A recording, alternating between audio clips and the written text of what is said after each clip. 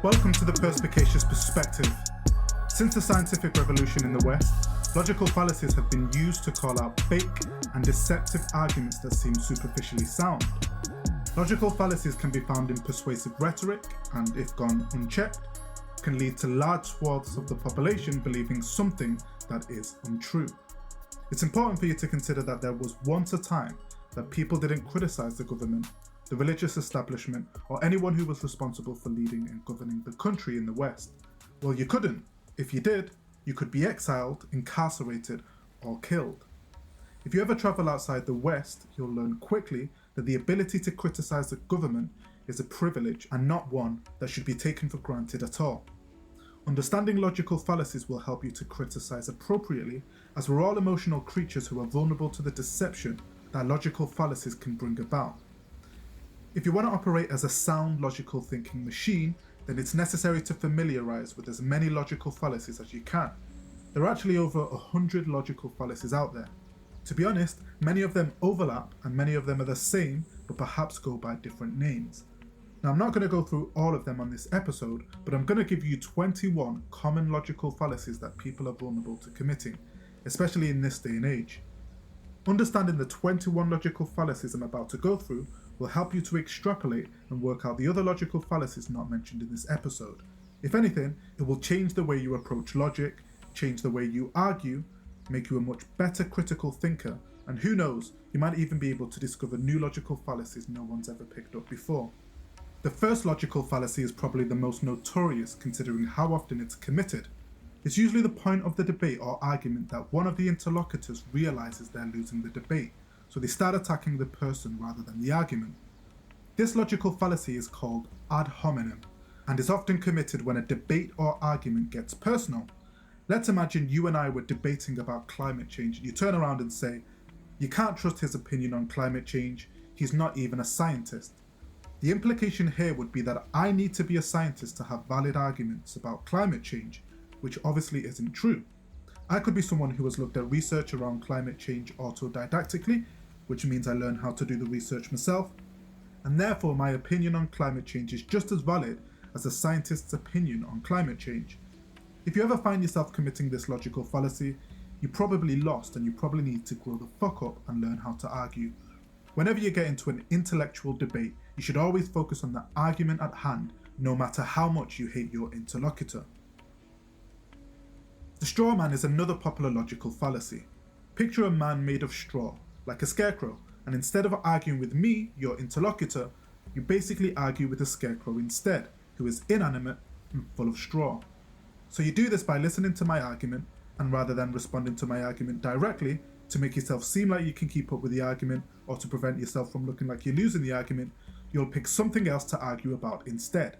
Let's say you and I are debating about gun control in the US. My argument is that we should have stricter gun control in the US.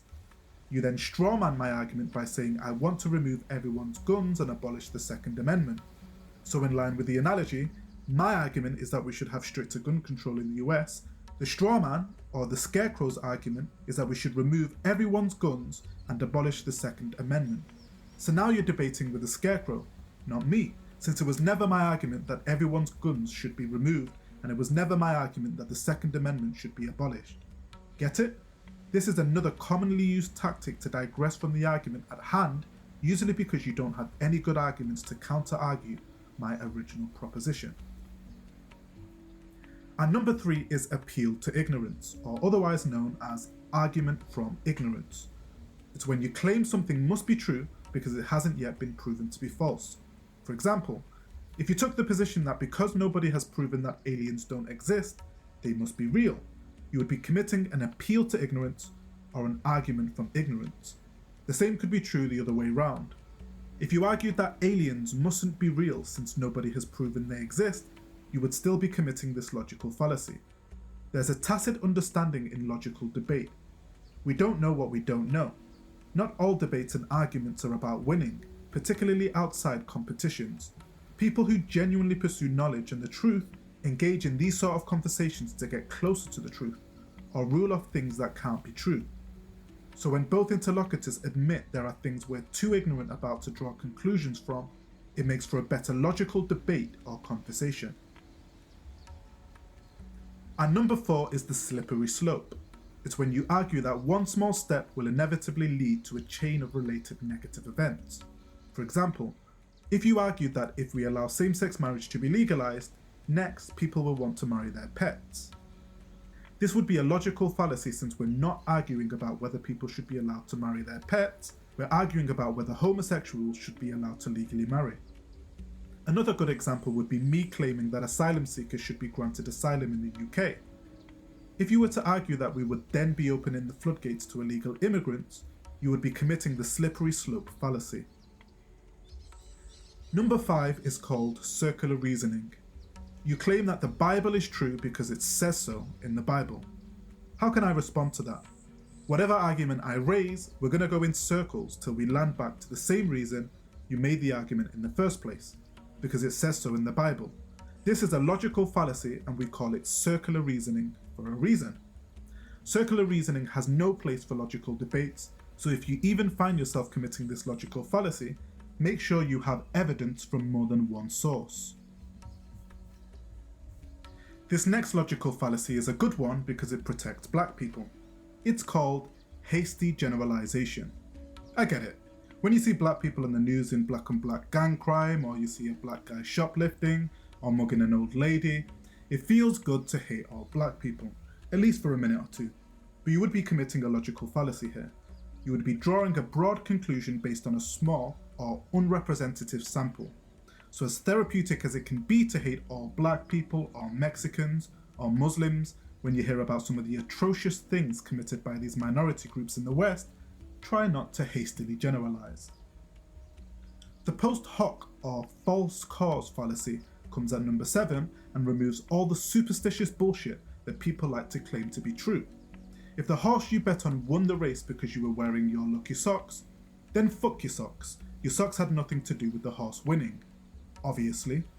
Assuming that because B comes after A caused B is logically incorrect, which is why it's been termed as the post hoc or false cause fallacy. Feel free to call out astrologists on this one who can never guess your star sign the first time round. And number 8 is the red herring. This fallacy is believed to have originated from a practice of using a strong-smelling smokefish called a kipper to train hounds to follow a scent or distract them from a correct path. If you said, why worry about police reform when there are people starving in other countries, you would be committing this logical fallacy, another tactic to distract your interlocutor from the main argument being presented. Appeal to authority comes in at number 9, and it's when you use the opinion of an authority in place of a valid argument. So if you and I were in a debate and you said something like, even Dr. Fauci said we have to be vaccinated to survive the COVID pandemic, you would be committing the appeal to authority fallacy. The authority being Dr. Fauci, and the appeal being a lazy effort to circumvent the necessary research to ascertain if vaccines are effective against the coronavirus or not. And number 10 is appeal to emotion. This is a commonly committed fallacy and one that I hate personally. You might have guessed it, but it's when you manipulate people's emotions to win an argument rather than using logic. But you'll never truly know how hard it is to be born a black person in the West. Human beings are intelligent enough to be able to both sympathize and empathize with other human beings and even animals. That's why we don't butcher all our cats and dogs, at least in the West, because we have this ability to empathize. Your arguments are hate speech which incites violence against this minority transgender community. So because there's another minority of uncivilized, uneducated and violent people, we're not allowed to make rational arguments that go against the agenda this relatively oppressed minority are putting forward. Sorry, logical fallacy. If you want to engage in conversation just to be agreed with, to feel better about yourself, speak to a bunch of girls. If you want to engage in a logical discussion to get closer to the truth about a matter, you have to put your emotions aside and address the argument logically. Appeal to emotion only works in intimate romantic relationships, as unfortunately for most men, relationships are about feelings, not facts. Number 11 is the tu quoque fallacy. It's when you try to dismiss someone's argument because you believe they're being hypocritical. Let's say you and I were debating about whether it's ethical to eat meat.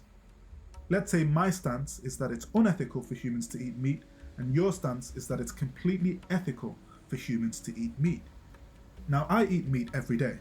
In a logical debate, the fact that I eat meat every day has no bearings on the argument I'm putting forward. If you were to raise the fact that I eat meat every day in a logical debate, you would be committing the tu quoque fallacy. Now, I do agree with the adage, preach what you practice, and generally, society is always looking for acts of hypocrisy so we can nullify valid arguments people in power are trying to make. It's difficult to follow someone else's advice when they're not following their own advice. With that being said, in a debate that is predicated on logical reasoning, calling someone out based on hypocrisy in relation to the argument they're putting forward would qualify as the tu quoque fallacy. At number 12, I've included the appeal to tradition fallacy. In the same way that appealing to an authority or an emotion is a logical fallacy, appealing to a tradition is just as much fallacious when it comes to logic. Let's imagine you argued that we shouldn't change the voting system because it's been this way for decades. You would be committing this logical fallacy. It can be hard for humans to be receptive to change, which probably explains religion, dogma, rituals, and tradition. But appealing to any aspects of religion, dogma, rituals, or tradition as an unequivocal truth would be an example of the appeal to tradition fallacy. Appeal to consequences is the 13th logical fallacy, which is when you argue that a belief is true or false based on whether the outcome is desirable or not. For example, if you argued that God must exist, otherwise life would have no meaning, you would be guilty of committing this logical fallacy. It would be nice if we knew for sure that life was full of meaning. Just because it wouldn't be desirable for life to have no meaning, it's not evidence that God must exist. This is logically fallacious. Once again, humans have a tendency to appeal to consequences. Have you ever found yourself watching a random sports game then rooting for the underdog even though you know nothing about any of the players or the teams playing against one another? That's because you know it would be more meaningful for the underdog to win. It's the same when you hear about the tragic passing of an innocent individual. God must have a plan for them, or they must have gone to a better place. It's a desirable consequence, but it doesn't make your argument true. And don't be that dickhead to say, that's logically fallacious if you do find yourself in that situation. Just be a normal person and agree. But it's not bad knowing deep down that the desirable consequence doesn't make the point about God having a plan for them, or them going to a better place, true. The 14th logical fallacy is called personal incredulity. It's when you say something must not be true because you can't understand it. It's another important logical fallacy because most of us don't understand most things in the world. Think about it. What we don't know is infinite. What we know is finite. My guess is that you know bollocks all about quantum physics. Am I right? Of course I'm right, you dumb cunt. I'm kidding. I know nothing about quantum physics either. So that means both of us are dumb cunts. But what we both know as a fact is that quantum physics exists, and it explains abstruse and elaborate scientific concepts that you and I can't comprehend. Let's imagine two experts were trying to get to the bottom of a complex concept in quantum physics. Neither of them are going to make any groundbreaking discoveries if they approach the debate with this logical fallacy. There must be an implicit understanding that perhaps one of them isn't going to apprehend what might be an extremely complex concept to wrap your head around to make any discoveries in this field. You could say the same about any field of science. This is where understanding logical fallacies come handy. Understanding logical fallacies help us stave off biases when it comes to discovering fundamental truths, especially within science. We wouldn't have been able to make any serendipitous discoveries if we remained dogmatic in our understanding of the things we already knew. That's why going into a debate, particularly in the scientific fields, with an understanding that just because you don't understand it, it doesn't automatically mean it's not true. If you thought that way, you would be committing the personal incredulity fallacy. If you're not able to work out the logical fallacies that begin with appeal yet, you need to catch up. At 15, we have appeal to spite. Just because you dislike someone, it doesn't make them wrong. It's a relevant logical fallacy in our times because that's what world politics seems to be based on. If you truly believe that every single policy Donald Trump has implemented during his tenure in presidency is bad just because it was implemented by him, you lack critical thinking skills and do not base your opinions on logic but emotion. There's many good reasons for not liking Trump, but you ought to be impartial for every policy he puts forward if you like to say you're a logical person. The same could be said about Biden, Obama, or any leader or politician. Politicians often get a bad reputation, particularly in the West, as most, if not all politicians have a brazen disregard for their everyday civilians and only operate based on what is politically expedient. But that doesn't mean every single policy they propose or put forward is bad. So in a sense, you could say this logical fallacy is the obverse to the appeal to authority fallacy, that just because someone good or knowledgeable agrees with the argument, it doesn't make it true, and conversely, just because someone bad agrees with the argument, it doesn't make it untrue. At number 16 is the Texas sharpshooter. The best way to explain this logical fallacy is to use the Bible again, since this fallacy is all about cherry picking. Let's imagine you were arguing that the Bible predicted modern events. Your argument would be selectively highlighting one vague or ambiguous verse that seems to align with a recent event, while ignoring thousands of other verses that don't match anything specific. You would be drawing a bullseye around the hits and ignoring the misses in a classic Texas sharpshooter style. All in all, cherry-picking data is logically fallacious and it should be avoided in a logical argument. Oversimplification is the name of another logical fallacy, which comes at number 17. It's when you reduce a complex issue to a simple cause. The best way to remember this logical fallacy is by trying to imagine your parents arguing that gun violence happens because of video games. While it's true that some aspects of gun violence could be attributed to video games, it's not as simple as coming to the conclusion that video games is responsible for all gun violence. If only it were that simple. It would fail to consider other important factors like gang crime, gun restrictions, recidivism, access to education, police precedents, and so forth. Oversimplifying complex issues qualifies as a logical fallacy. And number 18 is moving the goalposts. You've probably heard of this one, but if you haven't, it's when you change the criteria for proof after it's been met. Let's imagine you argued that Trump will never win the election again because he's not popular enough. Then, after winning the election, you said, just because he won the election, it doesn't prove he's popular. You would be committing the moving the goalposts logical fallacy here. The logically fallacious part would be to do with his popularity. You argued that he's not popular enough to win, remember? And now that he's won the election, you move the goalposts by claiming that him winning the election doesn't make him popular. It's another thing you'll often see in politics in the West because we find it hard to accept that certain politicians have as much popularity as they do, so finding new criteria to prove they're incompetent is satisfying, but logically fallacious. So a more logical way to go about this, to prevent committing this fallacy, would be to ensure that whatever criteria you set from the outset to prove your argument is selected carefully and stuck to. The accent fallacy falls into the 19th spot on this episode and is an interesting one as it's about changing the meaning of something through emphasis or stress on a particular word or group of words.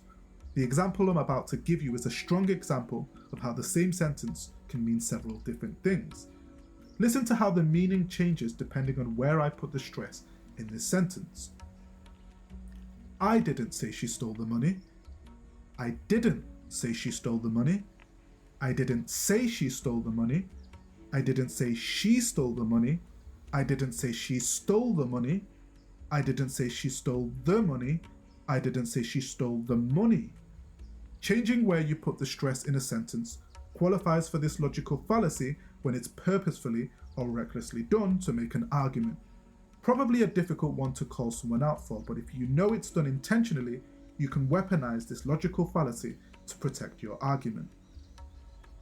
And number 20 is the sunk cost fallacy, another logical fallacy that humans are prone to commit due to how we're wired, but it's a fallacy that promotes efficiency. Have you ever decided to watch the rest of a bad movie just because you've already committed to watching an hour of it? I actually saved 2 hours of my time last night thanks to this logical fallacy, and ended up watching a movie I enjoyed, even though every bone in my body was telling me to finish watching the movie I had started. The sunk cost fallacy refers to continuing a bad endeavour because of previously invested resources. It's probably a good way to think when it comes to long-term investing, but if you've invested in something that obviously isn't working out, it's logically sound to pull the plug. It's the reason why people insist going into a bunch of debt to get university degrees is worth it, because our brains are wired to justify bad investments of time and resources. So the next time you find yourself asking whether you should commit to an investment that isn't working out, it would be logically sensible to pull out. And number 21, the Nirvana fallacy deals with the adage, it's not black or white. It's when you reject a solution because it's not 100% perfect. Let's imagine that 80% of migrants coming from Nigeria were perpetuating crimes in the UK. Arguing that just because 20% of the migrants aren't committing the crimes, that we should continue allowing migration from Nigeria would be logically unsound. Rejecting the solution that migration from Nigeria should be halted, notwithstanding that 80% of the migrants are committing the crimes, would qualify for the Nirvana fallacy, particularly if a more effective solution isn't proposed. So those are 21 of some of the most commonly committed logical fallacies. If you're interested in logical fallacies, what I'll do is leave a link to a master list of logical fallacies in the episode description you can peruse in your own time. I hope this episode makes you a better critical thinker, and I hope it makes you think twice before criticizing someone's argument, as there are rules to be followed when it comes to sound logical reasoning. Thanks for listening. Peace out.